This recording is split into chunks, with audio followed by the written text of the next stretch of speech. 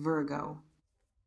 Some things resist being said, not because they are not true, not because the person carrying them lacks the intelligence to find the words, but because certain truths are so large, so weighted with the full gravity of what they mean, that the act of speaking them out loud transforms something that has been safe, contained, private, entirely within the control of the person holding it into something irreversible.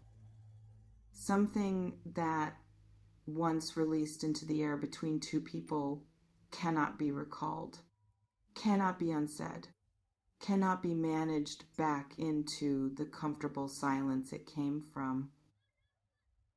There is someone who has been standing at the edge of exactly that irreversibility for longer than you know, holding something in their hands that they need to give you, that they have needed to give you for a long time, and finding every time they approach the moment of giving it that the approach itself is as far as they can get.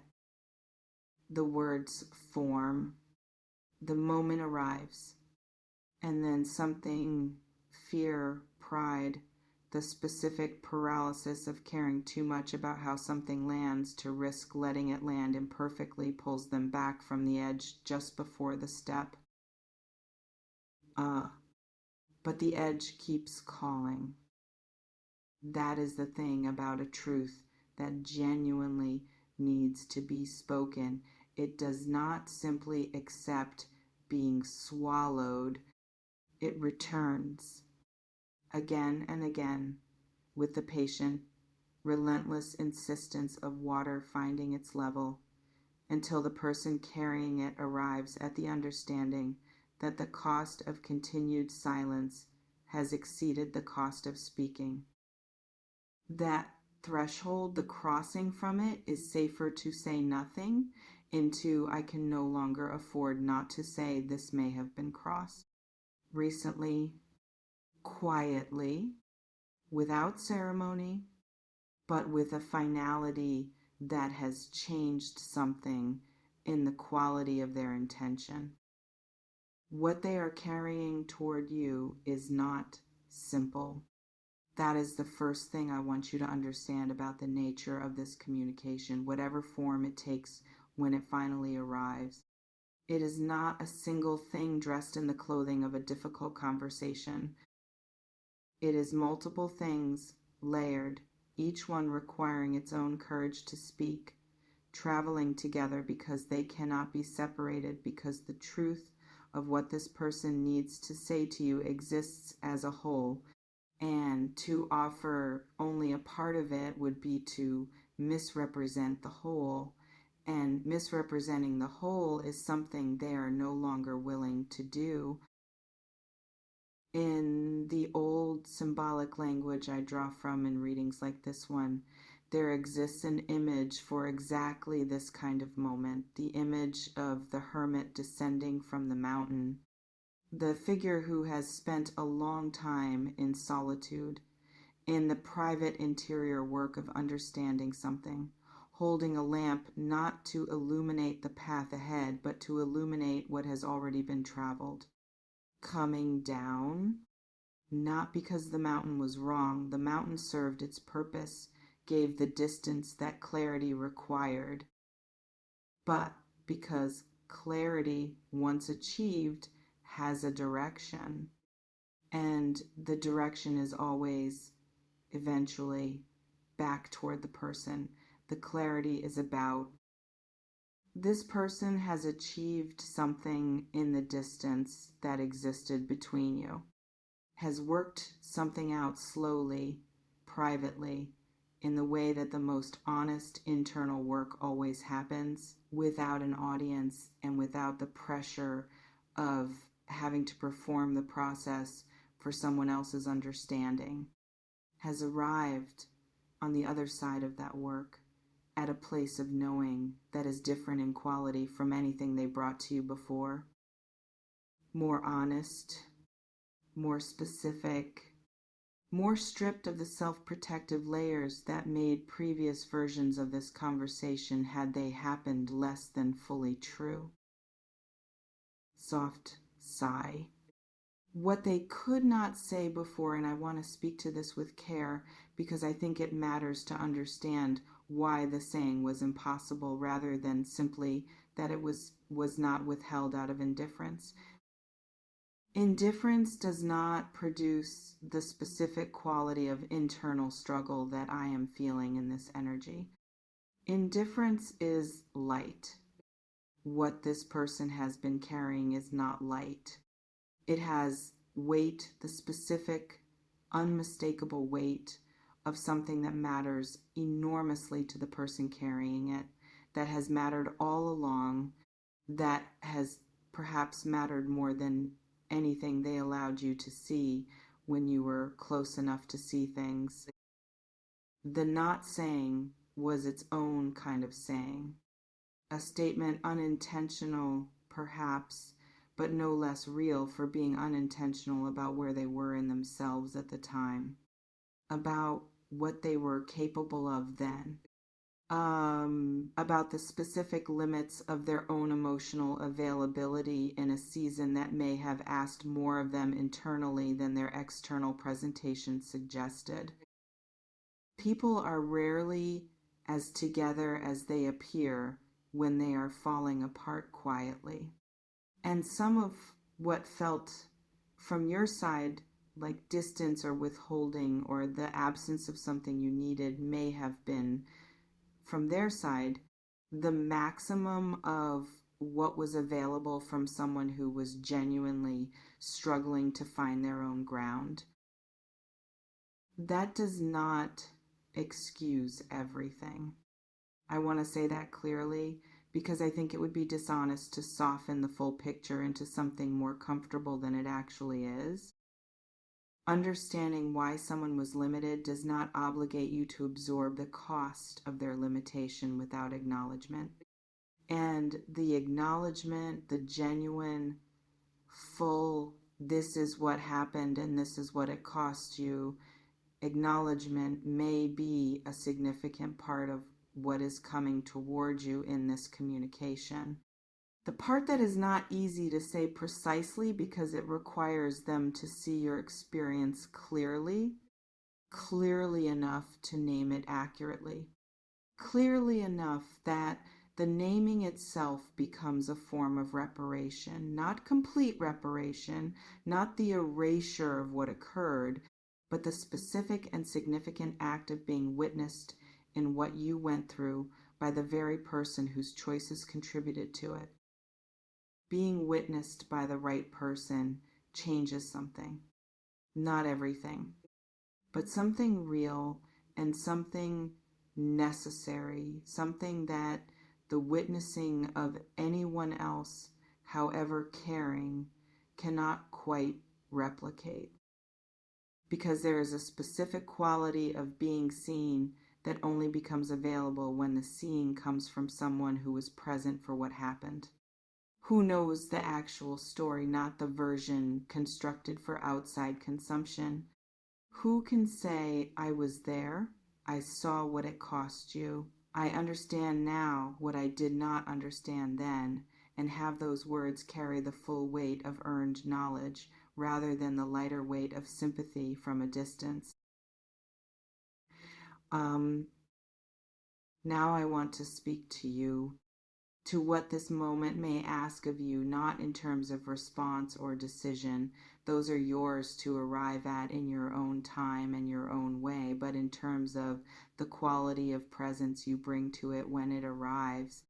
Because the difficulty of what they are about to say deserves to be met with a quality of listening that is equal to the courage it required to say it. Not because you owe them an easy reception. You do not owe anyone an easy reception for a hard truth that took too long to find its way to you. But because the quality of listening you bring to this moment will determine, more than almost anything else, what becomes possible in the space that the saying opens. Hard things said and genuinely heard create openings. That is one of the more consistent truths about human connection, that the conversations we most avoid, the ones that carry the most weight and require the most courage from everyone involved, are also the ones most capable of shifting something fundamental, of moving a relationship from one quality of truth into a deeper one, of clearing the accumulated distance of unspoken things and leaving in its place a quality of honesty that neither party could access while the unspoken things were still in the way. What becomes possible after this conversation, and I want to be careful here because possibility is not promise, and I will not pretend otherwise, may surprise you. Not because the difficulty of what came before it disappears. It does not disappear. It becomes part of the foundation, the honest, fully acknowledged, no longer avoided foundation of whatever is built next, if anything is built next. And foundations that include the difficult truth, the full accounting, the genuine reckoning with what happened and what it meant. Those are considerably more durable than the ones constructed on the more comfortable alternative of simply moving forward without looking back. You deserve the full accounting. That is not a small thing to say, and I do not say it as a platitude. You deserve to be spoken to with the full honesty that you have consistently brought to your own relationships, the standard you hold yourself to, the quality of directness and genuine care that you extend to the people you love, return to you with the same completeness. For a while, that standard was not met. And what is approaching may be the first genuine attempt to meet it, imperfect in its execution, probably, because these things are almost always imperfect in their execution, but real in its intention, real in the specific, costly, not easy for them way that genuine attempts at honesty always are. Feel the difference between the real and the performed. You have always been able to feel that difference, have always had access to the specific bodily, below the rational mind knowing of when something is true versus when something is trying to be true without quite getting there. Trust that knowing when the moment arrives, not to protect yourself from receiving something good, but to ensure that what you receive is actually what it presents itself as, that the difficulty of the saying is evidence of genuine stakes and not a performance of difficulty designed to produce a particular response in you. If it is real and I feel with the specific quality of certainty that comes from sitting with energy rather than with hope that it may be real, then let it reach you. Let it do what only the real thing can do, which is move something that the performed version never touches. Let yourself be affected. Let it matter in the full and present and completely alive way that things matter when we stop managing our own experience of them and simply allow them to land where they were always going to land anyway. Soft sigh. Something is preparing to find its voice after a silence that went on longer than either of you would have chosen, after a distance that was maintained past the point of its usefulness, after the specific and sometimes agonizing process of a person arriving through their own private and unwitnessed work at the understanding of what they need to say and the conviction that the saying however difficult, however risky, however impossible to unsay once it has been said, is the only honest remaining option. That conviction is what is moving toward you, dressed in whatever words they have managed to find for it, arriving through whatever channel they find available, carrying the full, undiminished weight of something that has been held for too long and is finally, irrevocably on its way. Be there for it. Fully, in whatever way being fully there looks like for you, whether that means stillness or tears or the specific quality of silence that is actually the deepest form of attention. Be there, not performing reception, not managing your response for an imagined audience.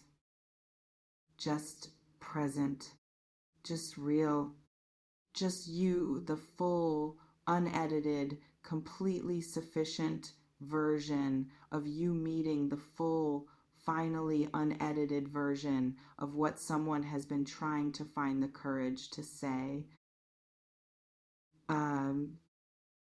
It was not easy for them, and it will not be easy for you. But the things worth having rarely are. And what is on the other side of this conversation, whatever form it takes, whatever it leads toward or away from, whatever truth it establishes between two people who have been circling it for too long, is worth the difficulty of arriving there, honestly. Stay open, stay present, and trust that whatever is said and whatever you feel in response to the saying is exactly the information you need to move forward with the full clarity that this chapter of your life has been asking for. If this found you at the right moment tonight, if something here named what you have been waiting to hear in a language that felt true, stay close, subscribe, and come back. Because the conversation that is coming is only the beginning of a story that deserves to be told all the way to its most honest and most luminous end. And the next reading will be there for every step of it.